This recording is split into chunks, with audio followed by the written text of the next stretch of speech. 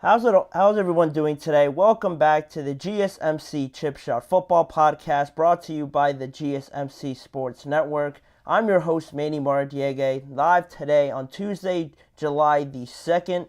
A very heavy AFC South episode I wanted to talk about on today's show. So, we're going to start off with a discussion. Have the Jacksonville Jaguars done enough to meet the high expectations that were created from the massive contract that Trevor Lawrence got? One of the highest paid quarterbacks.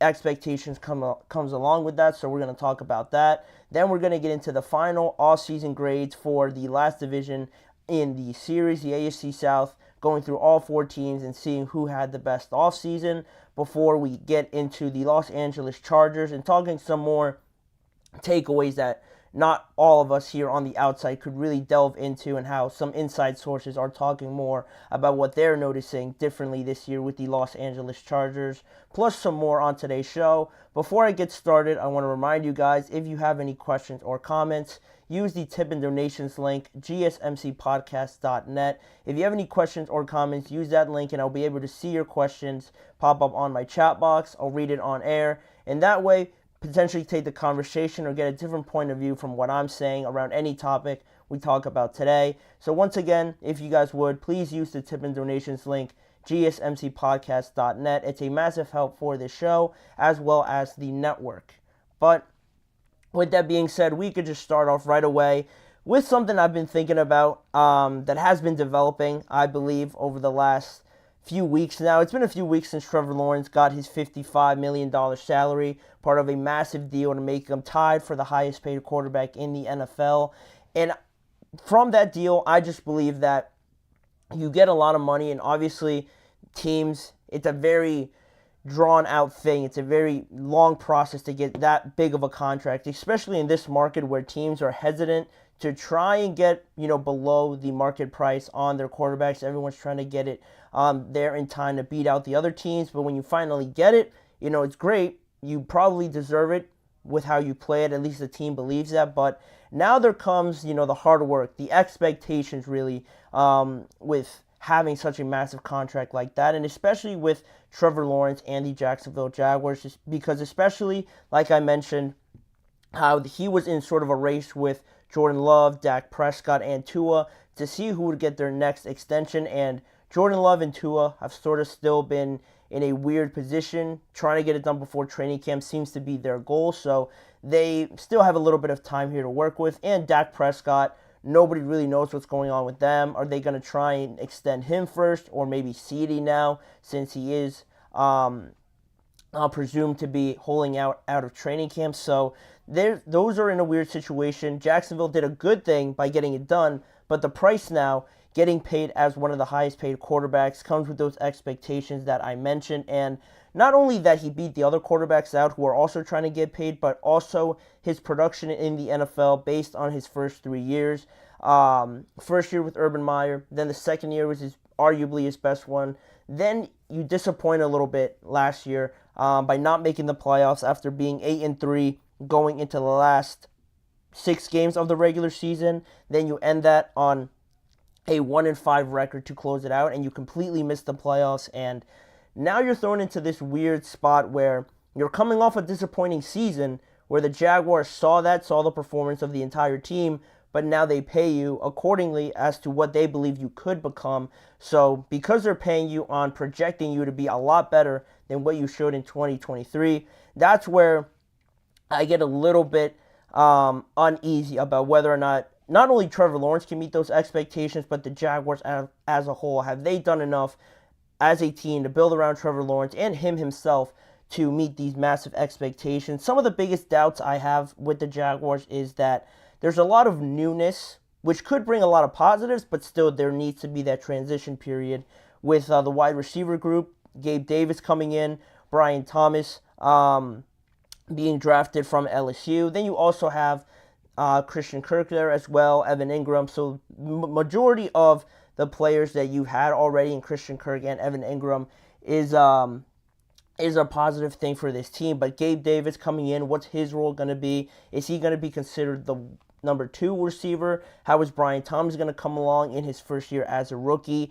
all of those things you have to figure out how the pecking order goes, if that makes sense. So that is one thing. Another development that I would like to see sort of plan out itself would be the offensive line, because the interior part of that offensive line was considered the weakest point, but now they bring in a very good center, a very underrated center in Mitch Morse from Buffalo. They signed him in free agency, as well as guard Ezra Cleveland. So it should be better, but again, the adjustment like the wide receiving period, especially with a new center coming in, that transition, that handoff in a way, by handing the ball off to Trevor Lawrence, hiking the ball to Trevor Lawrence, that's a lot more important and a lot more difficult than it really seems, with the timing and just getting the flow and feel of a new center in there with a quarterback. So that's also going to be something new that the Jaguars have to get, efficient doing in a way to start off the year. And then the last doubt I have, it doesn't really have to do too much with the Jaguars, but just the fact that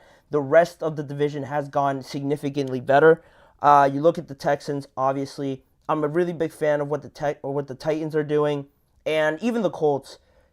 Last year they didn't have their quarterback. They bring back Michael Pittman, A.D. Mitchell, Jonathan Taylor. They have some very impressive names, so even them, to an extent, are doing some very good things. And now the Jaguars, it's not to say that they're the worst team where they haven't done anything, but it's going to be weird because everybody else is getting better, and you're not just going to have a great start to the season, at least in my opinion, like they did last year, where they were the number one team in the entire AFC at one point, but then they sort of started to slow down. The Chiefs got up there, the Ravens got up there, and the Jaguars just ended up missing the playoffs in the end. So that's something else that comes with experience, but I still have my doubts about that as well. And just in general, people will be expecting more after this whole 3-year span with Trevor Lawrence. I touched on it briefly before, because you had that first year already. The expectations are sort of there because you're a number one overall pick, but in hindsight, looking at what he had to go through with Urban Meyer, I think people will give him a pass for that. It almost doesn't really count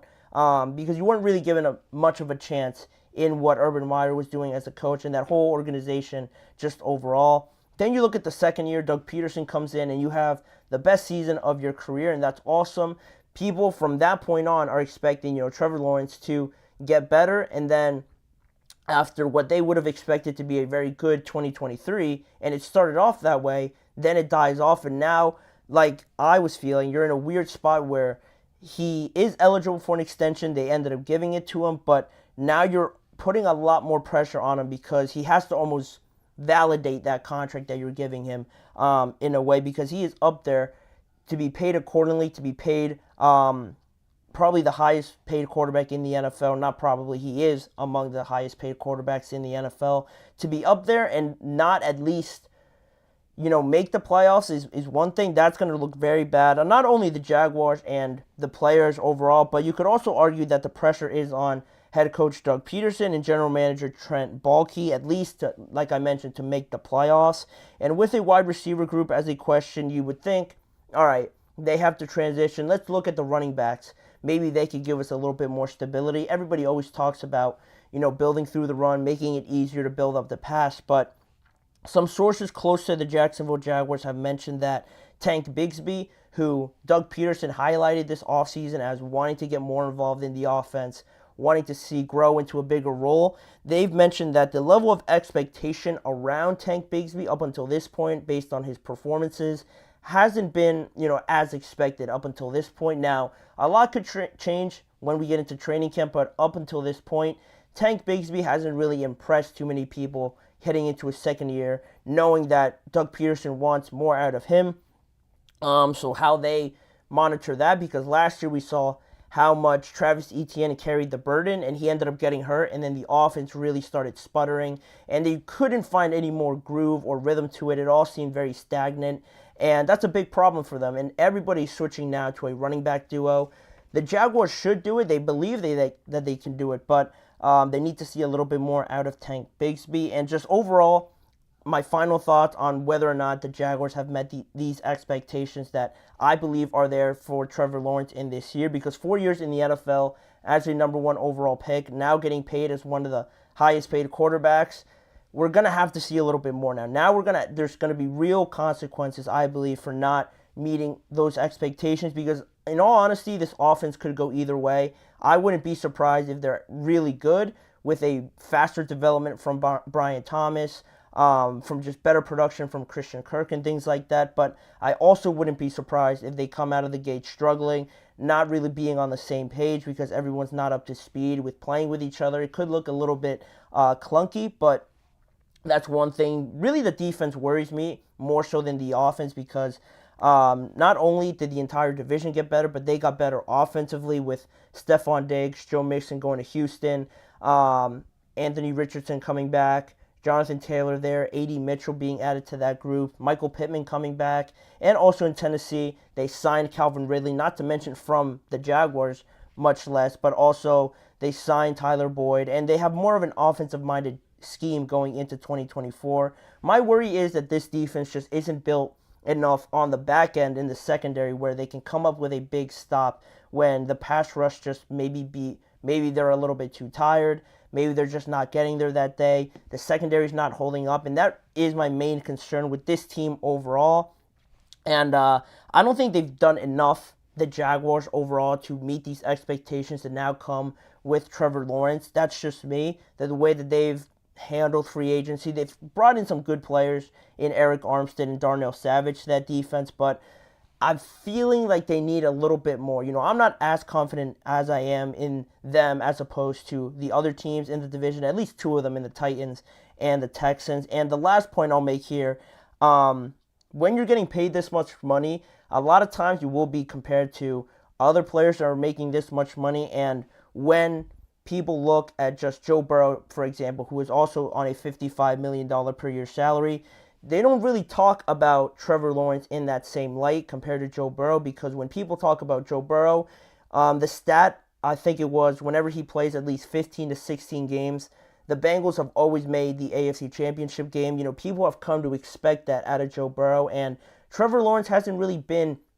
in those conversations yet, not to mention with Joe Burrow, but with Josh Allen, Lamar Jackson, especially with all the talent that there is nowadays in just the quarterback position. If you don't separate yourself or you don't exceed expectations year in and year out, people are going to have a lot of questions, especially when you're getting a massive contract like this, if you're really worth it. And now heading into your fourth year, like I mentioned before, it's certainly going to be a lot more high stakes and bigger consequences, in my opinion, if the Jaguars, at least minimum, aren't the second best team in their division. And then if you're competing for a playoff spot and if it comes down to the wire and you just miss out, that's one thing. But if you're really struggling throughout the entire season and convincingly miss the playoffs, we're probably going to see some big changes next offseason. And I don't want to see Doug Peterson leave, but they already gave that money to Trevor. They already brought in a whole new pieces around him. It's going to be hard to pick out anybody else who they move on from, but it's in a weird spot right now. They just have to go out there and execute it at this point. So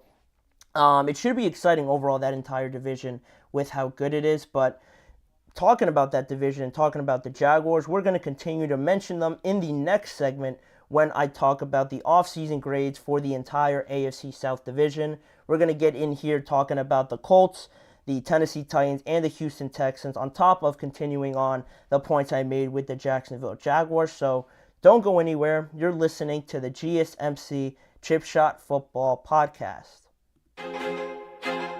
I feel like I'm losing my mind. Is everybody in the world blind? Please, Lord, give me a sign, a sign. I feel like I'm losing my mind. Is everybody in the world blind? Please, Lord, give me a sign, a sign. I wanna be the greatest. Everybody on the fake shit. I look around and feel like everybody is the fakest. I make this every day and I'm impatient, hoping one day I blow up from the basement. Statement, the top is so vacant. I don't hear shit that I think is amazing. Waiting for my day when I'm playing sold out shows for 1,000 faces. Hey, give me that crown, get in my way and to be put down. It ain't your place, all this my town. If I want that shit, then I'll get it right now. I'm losing it, the noose it fits, some losing shit, a stupid myth. You choose to live or choose to dip, you choose to fight or lose your grip and lose a gift. I feel like I'm losing my mind. Is everybody in the world blind? Please, Lord, give me a sign, a sign. I feel like I'm losing my mind. Is everybody in the world blind? We are back now talking about more on the AFC South that I just finished talking about in the last segment to get into the final off-season grades for the entire AFC South. This was the highest graded division in the entire NFL, at least just from off of my memory, from remembering all the other episodes that I did. This was definitely up there as the highest graded, so I wanted to get straight into it, talking about the first team I had on my list, that being the Indianapolis Colts. A young, exciting, and improving team overall. They were able to keep their number one receiver in Michael Pittman for what is now probably a bargain deal, making $23.3 million per year on a 3-year deal. You look at what everybody else is making, the highest paid receiver is making $12 million more than Michael Pittman, so that's an absolutely great deal for the Colts. Then you also look at being able to keep DeForest Buckner on a new deal as well. And the biggest topic around the Colts that I will get into later on in the show in a much deeper segment is that they were able to keep a lot of their key players like Kenny Moore, Zaire Franklin, Julian Blackmon, they're all back. They're all key pieces to this Colts team. And not only that, they were able to add a lot more youth and a lot more excitement to this team as if they needed any more with drafting Laiatu Latu at the number 15th overall pick. The first defensive player selected in the draft, if not the first, and he was definitely the second because of the run of quarterbacks and the offensive influx that was surrounding this entire draft in this first round. So getting him at 15, good value there for the Colts to add to a position of need. And drafting A.D. Mitchell, again, at a great value in the second round. Arguably could have gone late in the first round, but a lot of teams skipped over him, and now he is added to a great wide receiver group with Michael Pittman that I just finished talking about, Josh Downs. And you add that to the dynamic playability of Anthony Richardson combined with Jonathan Taylor in the backfield. It's going to be awesome. It's going to be great to see, but that youth and that inexperience on the back end, on the defensive side of the ball, and really not to talk down on Anthony Richardson, but I think there will be more of a transition period that he only played 4 games, I want to say, in his first year. I think there's definitely going to be a learning curve there a little bit more, but this team should be more competitive, should be more fun to look at, and how Sean Steichen builds his offense and continues the development. But I think overall, for what they added, for what they got out of this offseason, I think a B is fair for definitely improving on what they're building as their core, as their culture there in Indianapolis. But with that being said now, the next team I wanted to mention is the Jacksonville Jaguars. And you see they're just a little bit lower than the Colts there at a B- because I liked what they added. They definitely spent big. They spent a lot of money in bringing in Eric Armstead to keep Josh Allen, extending him to a massive deal. It was the right decision, but regardless, a lot of money, and also obviously a lot of money spent on Trevor Lawrence. He's good. He's definitely capable of getting better. I don't want to just write him off after 3 years, 2 not so good and 1 really good one. I think with these situations with pressure, a lot of times you could get a very bad situation, but also a very good situation. Pressure creates diamonds or bust pipes. Hopefully for the Jaguars, this is a great situation for them because I like the addition of drafting Brian Thomas as well. I mentioned signing Darnell Savage on the back end will improve their secondary, but I didn't like that they lost Darius Williams in free agency, almost offsetting what they added with Darnell Savage. I know they're different positions, but if they would have kept both of them, it would have made the overall secondary a lot more secure and a lot more just more efficient in my opinion. But how they sort of play out and sort of mask their deficiencies on the secondary will be something to watch at that defensive back position. And the biggest one, losing Calvin Ridley after a 1,000-yard season, I think decreases this offense's unpredictability, if that makes sense. If you had still Calvin Ridley on this team, along with Christian Kirk, Evan Ingram, still Brian Thomas, and obviously Travis Etienne, it's a nightmare for opposing defenses to know who the ball is going to. Now you've narrowed it down a little bit more, And one of those players is a first-year player in Brian Thomas, so how much is he really going to contribute? You only really narrow it down. Oh, and also Gabe Davis, not to forget about him. You narrow it down a little, your options to Evan Ingram, Christian Kirk, and Gabe Davis. So it's still a very good group, but obviously would have been better with Calvin Ridley. And to lose him to the Titans also stings a lot more. But overall, they added Mitch Morse, Ezra Cleveland. It should help their offensive line. But how is the transition going to go with so much newness coming in? I thought a B- would be appropriate for them because, again, uncertainty around Trevor Lawrence. Can they live up to those massive expectations? We shall see. But then just mentioning about the Tennessee Titans, we'll get to them. And I thought they had a very good offseason. A B+ for them just because they are entering into this new era, new identity in 2024, being a lot more, not offensive, well, definitely more offensive, but a lot more pass-friendly because with Mike Vrabel, I thought they were more so on the run. And obviously you can't blame them because they had Derrick Henry right in the prime of his career. So that makes sense. It would be foolish not to use him that much, but now they're sort of changing into being more pass heavy. You sign Calvin Ridley, obviously from the Jaguars. You sign Tyler Boyd, one of the best remaining free agents on the market. And it's not all about offense. It's not all about just pass game and putting up the most points. They added to that defense, especially with trading for L'Jarius Sneed, signing Chidobe Awuzie.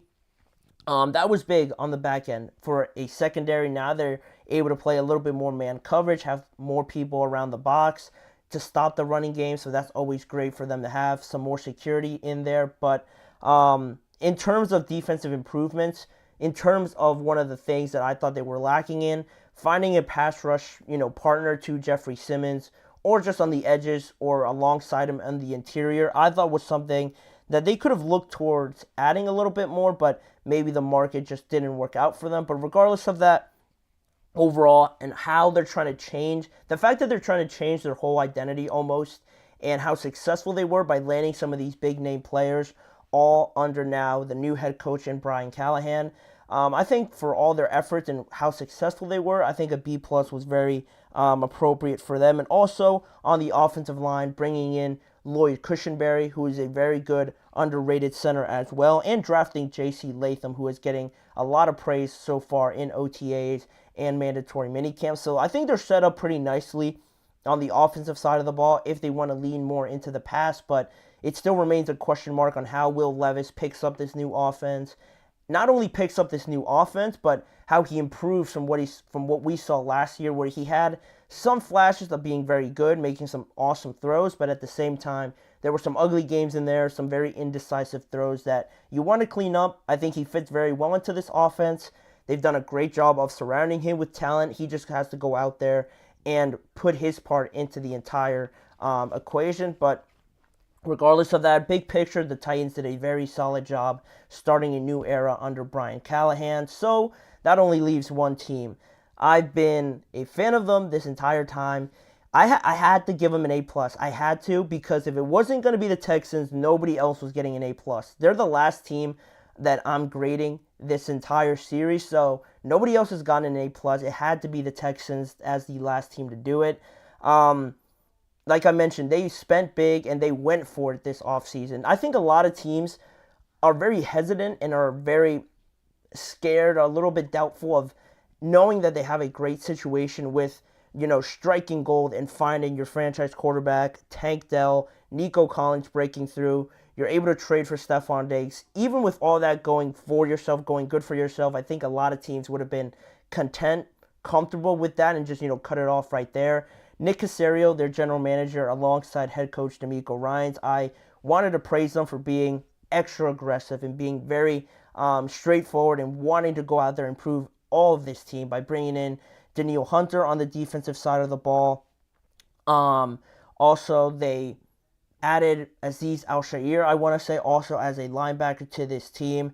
And it also helps it makes it easier, this transition, a lot when you have great cornerstone pieces like a Jalen Petrie, a CJ Stroud, obviously, a Tank Dell, Nico Collins, Will Anderson, Derek Stingley. They've done a great job of drafting these great players, and now they're all still super young, and that now they're serving as these cornerstone pieces, like I mentioned, being extra aggressive and being extra, or just being proactive in free agency and going out there and getting the players that you want to really go all in on this team. I really wanted to praise them because you don't really see that a lot in the NFL. And also adding a guy like Joe Mixon, they don't really need him, honestly, but adding him just really puts the frosting on the cake overall on how great this team just went from, all right, they're sort of good, CJ's going to be great, but now everyone's looking at them as a potential contender for the number one seed in the AFC, really competing with the Patriots, with the Ravens. It should be exciting. It should be awesome. Their only weak point I would sort of point out would be at defensive back, because I know they have Derek Stingley, but they drafted Lassiter, I want to say is his name, from Georgia. I could have completely butchered that, but they added him. They're very happy with him, but he's still a rookie. If they add another corner, just some more help to that secondary after, I'm forgetting their corner that they had now, that just retired. Regardless of that, if they add some more depth there, another piece there, a veteran piece, I think there would be nothing left to improve. That's the only thing, but I had to give them an A+. And I'd love to know what you guys think about it. Do you guys think I'm overdoing it on the Texans? Are you guys getting tired of me talking about the Texans? But regardless of that, A+ for them. Leave your guys' thoughts in the chat box or in the comments section afterwards. But that'll do it for right now, talking about the AFC South. But when we return, we're going to take a slight break from this division and the ways that sources closer to the team have pointed out that some of us outsiders aren't able to see from an external point of view. So I wanted to talk some more about that when we return in just a few seconds after this break. Looking for your daily fix of sports talk without having to pay for it? GSMC Sports Network is available on YouTube. Just search GSMC Sports Network.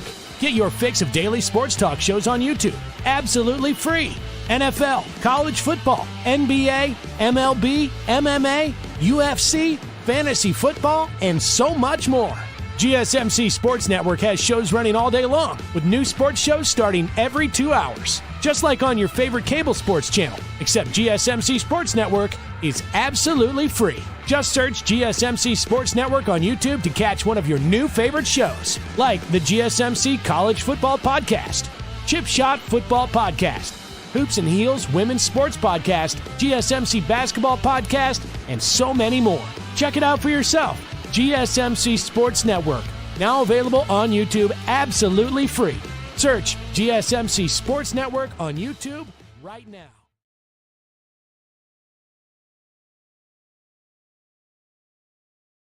Moving right along with the next segment, switching away from the AFC South just for a moment and talking some more about the Los Angeles Chargers. Some of the biggest takeaways that sources closer to the team have pointed out that maybe some of us fans or some of us just on the outside looking in have noticed but don't really know too many details about it. But overall, as just some context, we're exactly 21 days away, 3 weeks away from when the Los Angeles Chargers have to report to training camp on July 23rd, and their first practice will be the following day on July the 24th.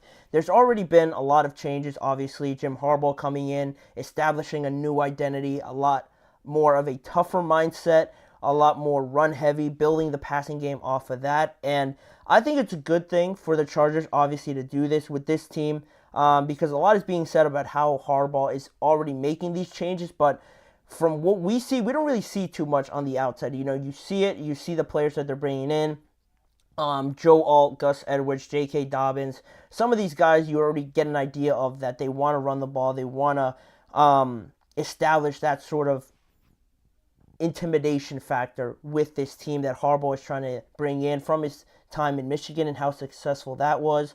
And just how successful he was at the NFL level, obviously with the 49ers most recently. I think it's a great thing. It's a great match. But now we get to dive into a little bit more deeper things that I am very pleasantly surprised by, but also very, content with seeing that Harbaugh and just this team is embracing now. So one of the biggest points that has been mentioned so far through OTAs, mandatory minicamp, and things like that have been the big name players, the players that have made it over from this transition from Brandon Staley to Jim Harbaugh, being Justin Herbert, Khalil Mack, and Joey Bosa. All of the big name players, according to the sources, are really buying in to this new character, identity, and just attitude overall that Jim Harbaugh is trying to bring to the Los Angeles Chargers. Starting off with Justin Herbert. If you've heard Justin Herbert talk or if you've seen him, you know he's not really too much of a outgoing personality. He usually keeps the answers short when he's talking to the media. He says all the right things, all the politically correct things. Not too much, outside the box things that you'd expect from him. Everything he says is pretty much the typical quarterback answer. So it's not a bad thing. It's just who he is. That's what people have come to expect. But now he's talking for a lot longer. It was mentioned according to some of these sources. Usually it's very short, very brief with the media, but one of the media sessions that they had lasted about 30 minutes. Justin Herbert was cracking jokes, talking about going on stage with Zach Bryan over the course of this offseason. Just really, you could see it on his face how excited he was, how much looser he was in terms of just letting go a little bit more from a personality standpoint. So that was nice to see. And the same goes with Khalil Mack, joking, smiling, talking for a lot longer. He even said it when he was walking away from the media in one of these media sessions, looking back to them and saying that that they got a lot more out of him, that he usually doesn't do that. But I think that just comes along with what Jim Harbaugh and the personality, the contagious personality that he brings, that I will, explain a little bit later on in this segment. But the last piece of the puzzle, the last piece of this big three that has survived this transition was Joey Bosa.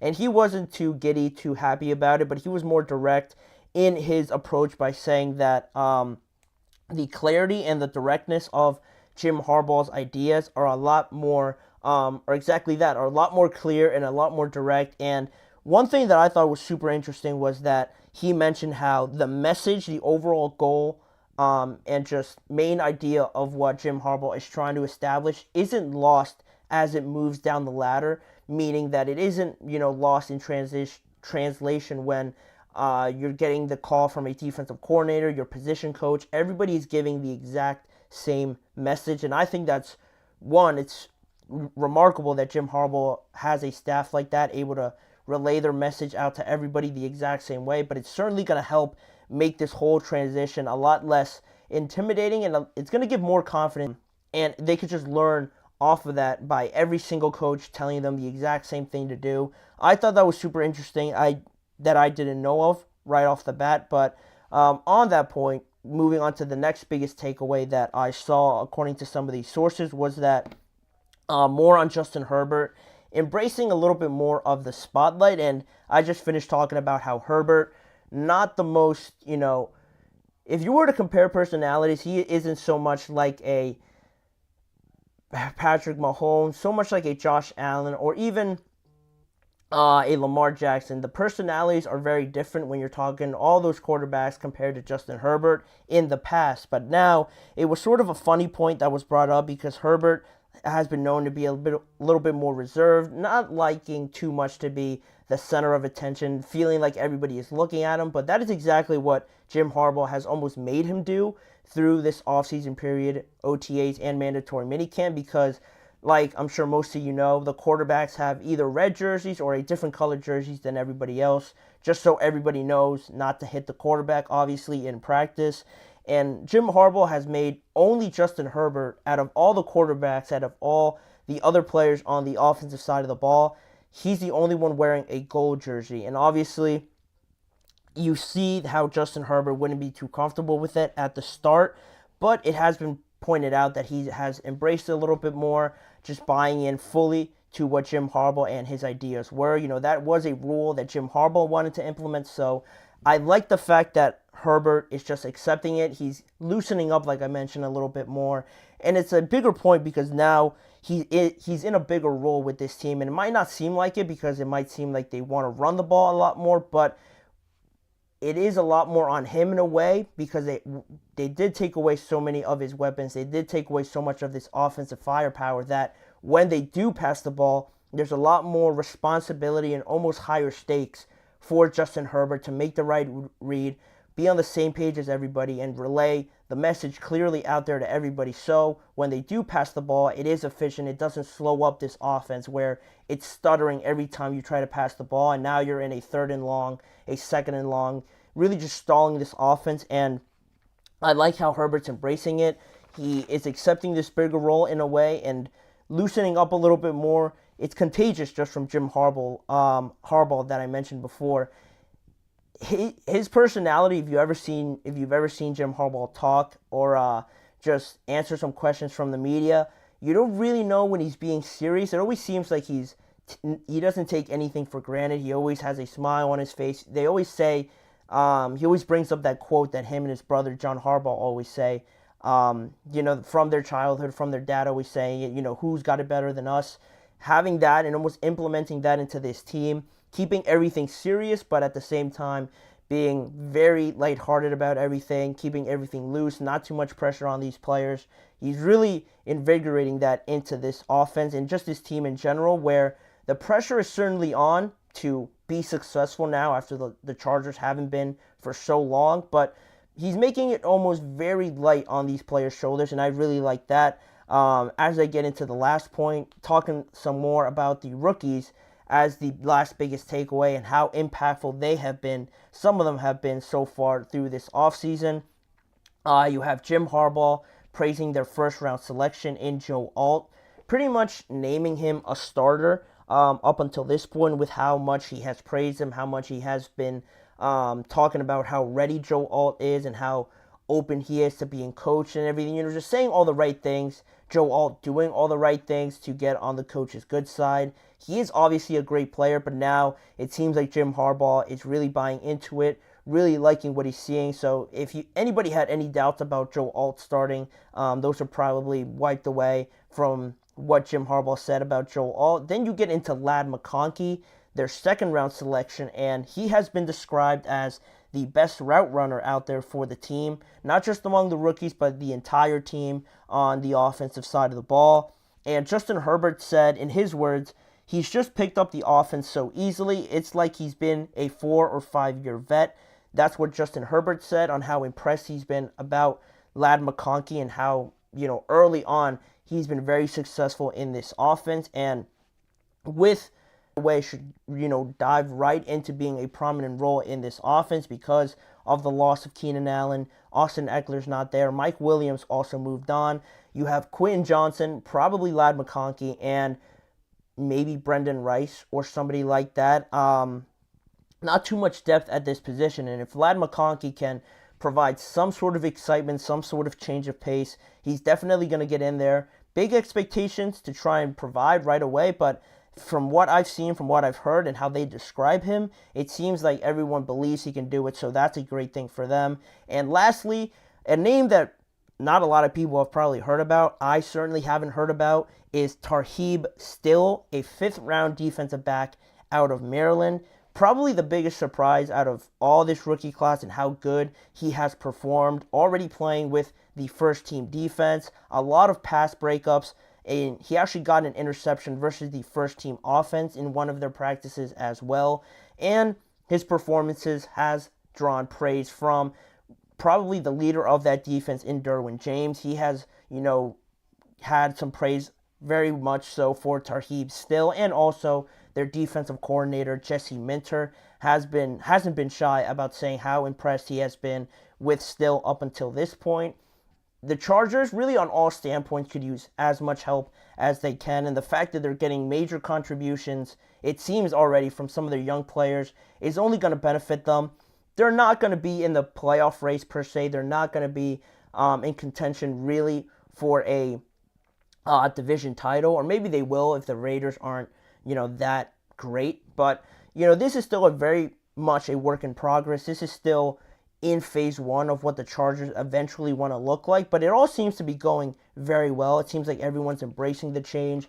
Everyone's embracing just learning what Jim Harbaugh is saying.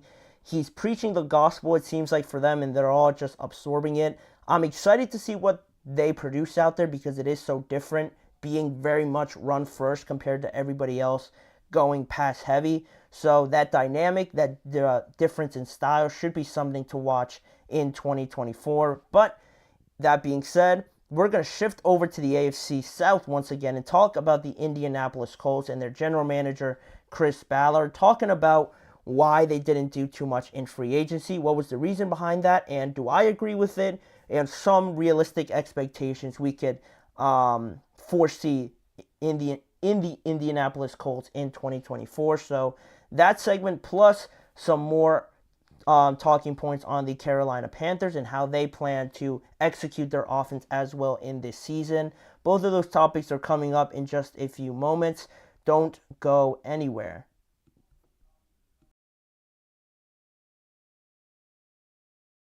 For the best and latest podcasts available anywhere, go to the podcast app on your cell phone and type in GSMC to access free content-rich podcasts on health and wellness, book reviews, sports, entertainment, relationships, social media, movies, technology, finance, and even weird news. Subscribe and download the GSMC Podcast Network's family of shows, available everywhere podcasts are found.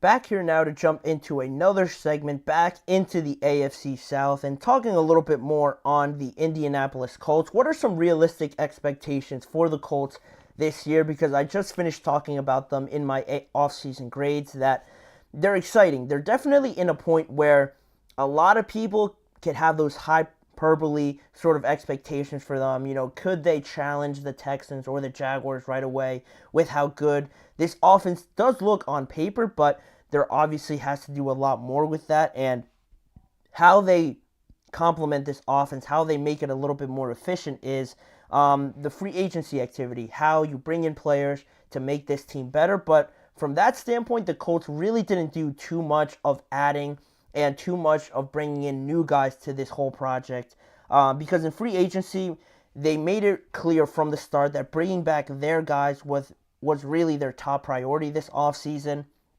And if you look at that, based on their actions, they only signed 2 new players that weren't on their roster from last year. That was Joe Flacco and Raekwon Davis. Everybody else was just a re-signing. Everybody else was just being brought back.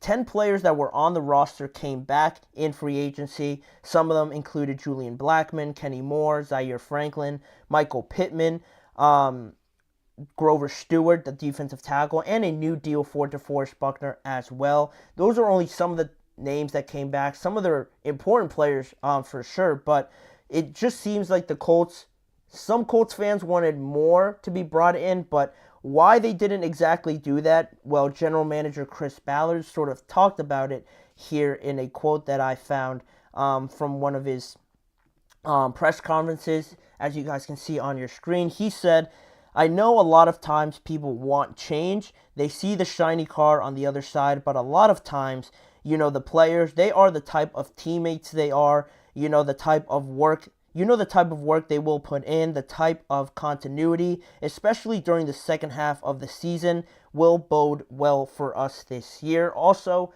Chris Ballard didn't shy away about mentioning that they didn't see really much of a difference from bringing in different players in comparison to the players that they already had on their roster, they hit free agency, and that they wanted to bring back in that same sentiment. So, interesting quote, especially that last part when he said, especially during the second half of the season, will bode well for us this year. And the fact that he said, the continuity, that was one of the biggest words in that final sentiment that I wanted to highlight, because that is one of the most important things I think that I took away from what the Colts did, trying to figure out, why they didn't add anybody. How could you not want to make this team better in a way by adding some free agents that they certainly could have used from what they need, from their positions of need. But I can also understand what Chris Ballard is saying here in a way, because of the point of where the Indianapolis Colts are where they are at this moment.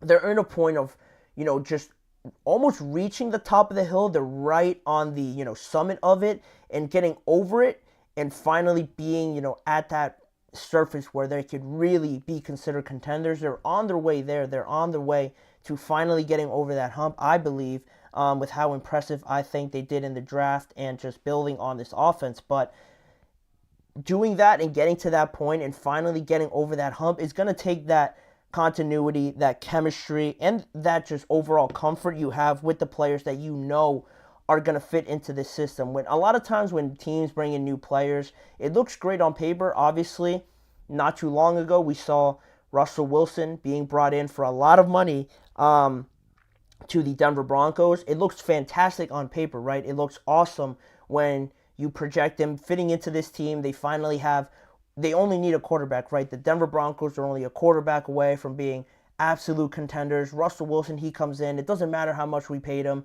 He's going to produce. He's going to take us to the Super Bowl and all that sort of things. But it looks great on paper. And then once you get into the season, he doesn't have a good season at all in his first year. It gets a little bit better in his second year, but the Broncos are still not considered a very good team. And that's sort of where I think Chris Ballard was going with this point, where you want to bring in for sure, or at least you don't want to lose the players that you know fit into this offense, fit into what you're trying to build. And I think it goes a long way when these players, like a Kenny Moore, like a Julian Blackmon, who was close to leaving at one point in free agency, where they have that opportunity to leave, but at the same time, they decide to sign back. They decide to buy into this project, this whole journey that they've been on with the Colts. And at that same time, you have those players wanting to come back, because not only is that great, that it shows that they want to be here, but also that they're buying into what you're building here in the Colts. And as the general manager from top to bottom in this organization, they've really bought into it. And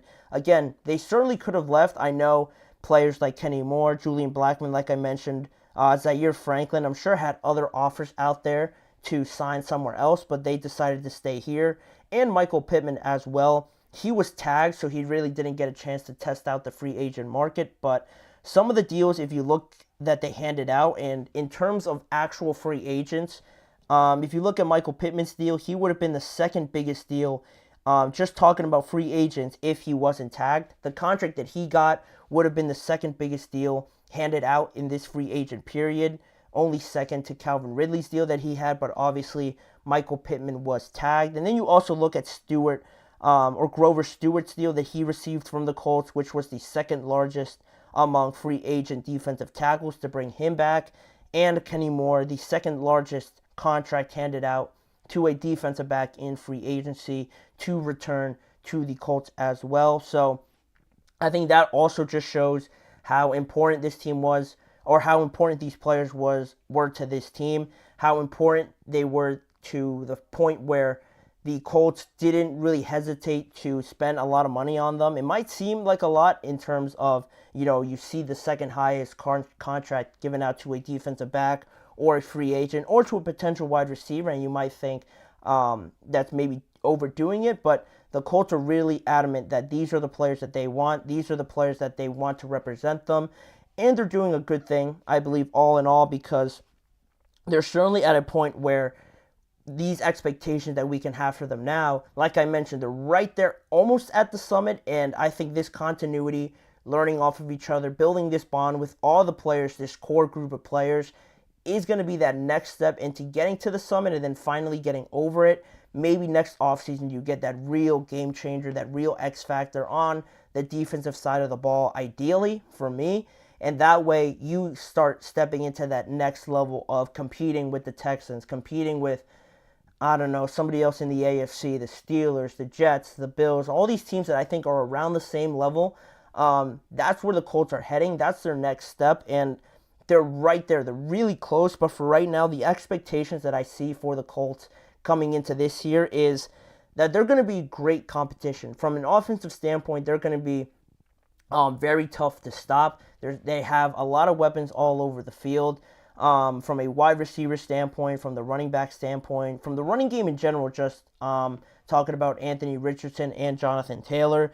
Then also, that's going to be great. They're probably not going to be in too many, they're not going to lose too many shootouts is what I'm trying to say, but at the same time, where I see them lacking is on that defensive side of the ball. You do bring back some great secondary pieces, but I think you could have used some more pass rushing to add to that defensive line, to add to DeForest Buckner, but we'll see. Up until this point, I probably foresee them maybe competing for second at best. Second because the Titans and the Jaguars are very similar to each other in a way where the Titans are starting to step into this new era.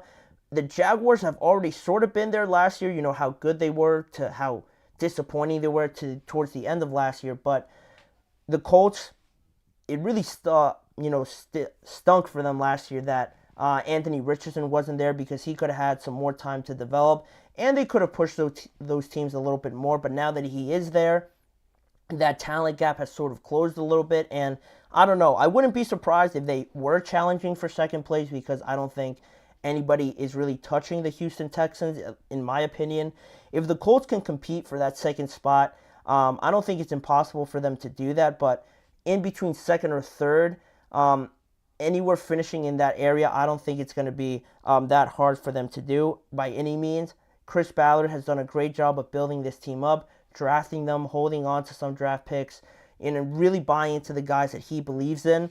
They're on the right path, and like I mentioned, they're almost there, but I would give it another season, another offseason, before I really consider them for a wild card spot or something like that. But that's just me. Leave your guys' thoughts on where you guys see the Colts finishing this year, or how good really they could be. Could they surprise a lot of people, or do you think they're a lot further back than where I have them projected to be in this upcoming season? But we have one more segment to talk about on today's show. We're going to head into a quick break, and when we return, we're going to mention the new strategy that Dave Canales is trying to implement for the Carolina Panthers. What is his number one priority that he wants to see out of this offense to really help them blossom into a great, or a greater than what they were last year, picture out of them in 2024. So stay with the show. We're going to be right back after this to talk some more about the Carolina Panthers.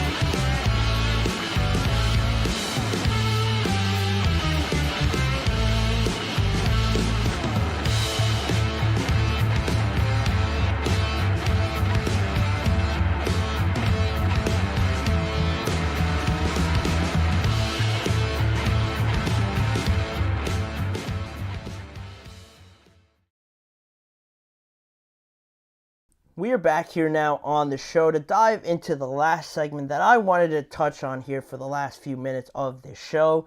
The Panthers and what they're trying to establish as their number one priority on offense. That would be the running game, because last year, not great at all for the Carolina Panthers. Obviously, you go 2-15 last year when they fired Frank Reich. Also, Bryce Young not having the best of times in his first year in the NFL, especially when he's getting compared to CJ Stroud and them being drafted right next to each other. That's always going to be a conversation, and it's not a great start for him compared to how CJ Stroud started his campaign in the NFL. And then now you have Dave Canales stepping in as a first-time head coach, where it could bring some more question marks in terms of this team by bringing in a guy that has never been in this role before. Even though he had success with the Tampa Bay Buccaneers, there's still a difference there. I always believe that some coaches, some, people just in general blossom or just are more efficient in certain roles as an offensive coordinator. Maybe some people are way better at that than they are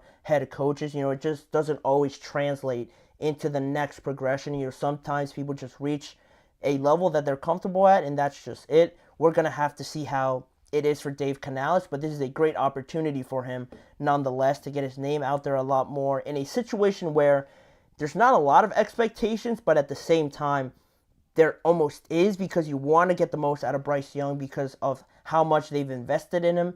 And I think they're already doing a better job of surrounding him with better talent around him, because my biggest issue last year was the fact that I didn't think this team was ready to draft Bryce Young. The fact that they traded with the Chicago Bears to get that pick and they still drafted him anyway.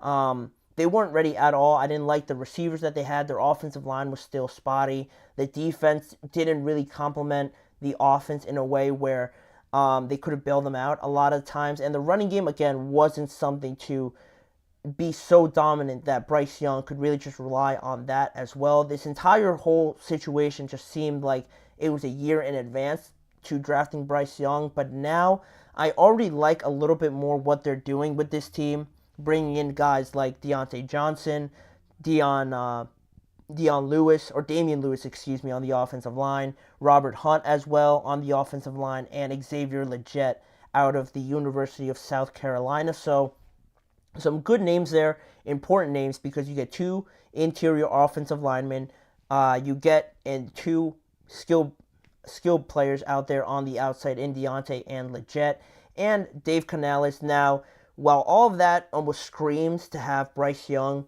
be better at, passing, being a quarterback, what comes with being a quarterback, obviously passing the ball and being more efficient in that area, Dave Canales has already established that it might not be so much of the passing game, but more so of the running game, when he said recently it all starts with the run game, and he continued on after that when he said that's what this draft and this offseason was all about.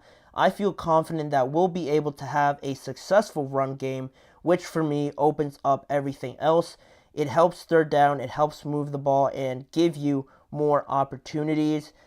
The last part is crucial for me, just give you more opportunities, because when you saw the Panthers last year, it almost seemed like every series that they went out there for, it was going to be a 3-and-out. That's the level of, deficiency, the level of, how bad this got for the Carolina Panthers. That's how bad it got, where you'd expect them to go out there in every series to just be a 3-and-out. You were more surprised when they got a first down than when they didn't get a first down and they went 3-and-out. That's the level of where this offense was last year, and a lot of that had to do with a rookie quarterback coming in, just not having a lot of help around him. But now they're doing that a little bit better, and people, like I mentioned, would have thought that this would right away put Dave Canales in a situation where they want to improve the passing game, but he is going more so with the running game. And I think that's interesting because they have Miles Sanders there already. You have Chuba Hubbard there, who, are solid pieces, I guess, to have as a running back duo, but not too many people were convinced when they drafted Jonathan Brooks, who was tagged as the best running back in this class, coming off of a very serious knee injury. A lot of people were confused by that, but now it's starting to open it up a little bit more on why they did that, to have him be maybe more of a prominent role. Are they going to throw three running backs out there? Probably not. When Jonathan Brooks comes back, I would probably assume that he will take a bigger role in this offense, maybe some carries away from Miles Sanders, because he came in on a decent contract for him after playing with the Philadelphia Eagles, but he almost lost his job to Chuba Hubbard, and that doesn't paint a good picture overall for what his future could look like with the Carolina Panthers. So that's one thing. Jonathan Brooks could be a major contributor right away for this team, but how much can he really do off of that knee injury? And I think just monitoring what Dave Canales said and wanting to build the running game, we still have to monitor our expectations for the biggest piece of all of this, which is Bryce Young, because you always hear about people talking about how a rookie quarterback or a young quarterback's best friend is always a great running game, and that's where I think Dave Canales wants to go eventually, what he wants Bryce Young to, blossom into, but I think we still have to monitor the expectations we have for this, because it all sounds good, but I don't expect them to go out there and have this great top 15 running game. It's certainly going to be better than what they had last year, because it is hard to be worse than 2-15. So you're already working with a low bar of standards. So you're only going to really get better.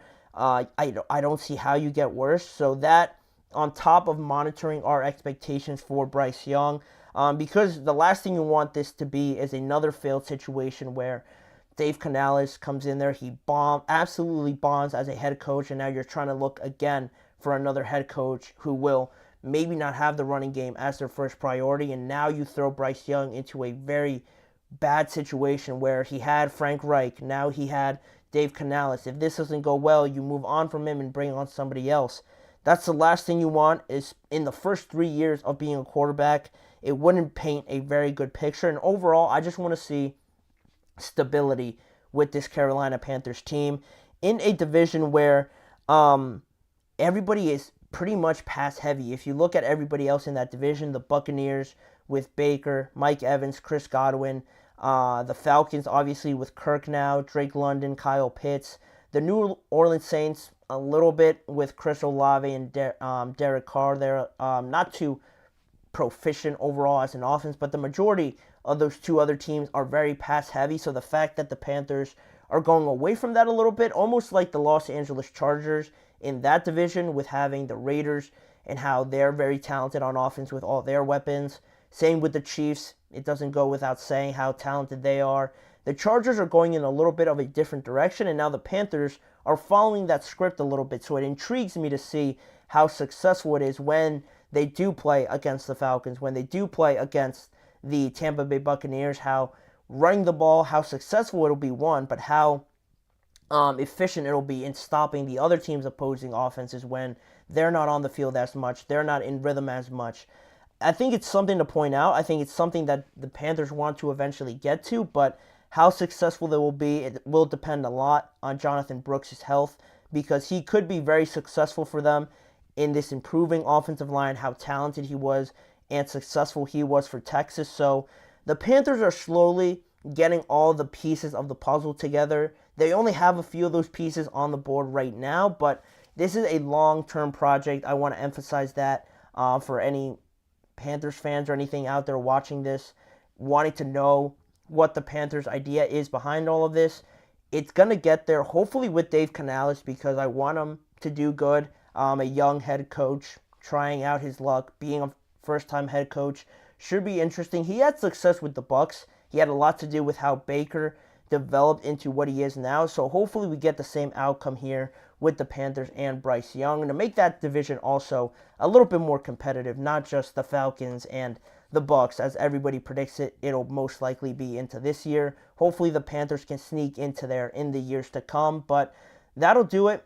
That'll wrap it up for this episode of the GSMC Chip Shot Football Podcast, brought to you by the GSMC Sports Network. Please remember to like, follow, and subscribe to the show, as well as following the network on all forms of social media, Facebook, Instagram, X, and TikTok for additional content. And if you want to see more of this show, check out the GSMC Podcast and GSMC Sports Network channels on YouTube to check out more forms of NFL content on both of those channels on YouTube. And as a final reminder, tune in every weekday at 6:30 p.m.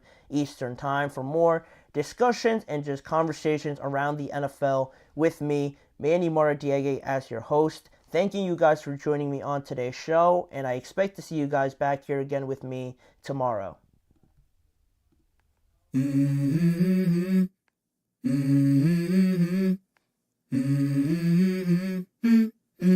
Let's go. I wake up to a little bit of drool on my pillow, feel like it's gonna be a bad day. Yeah, I'm tired of shit, and the coffee ain't hit yet, damn ain't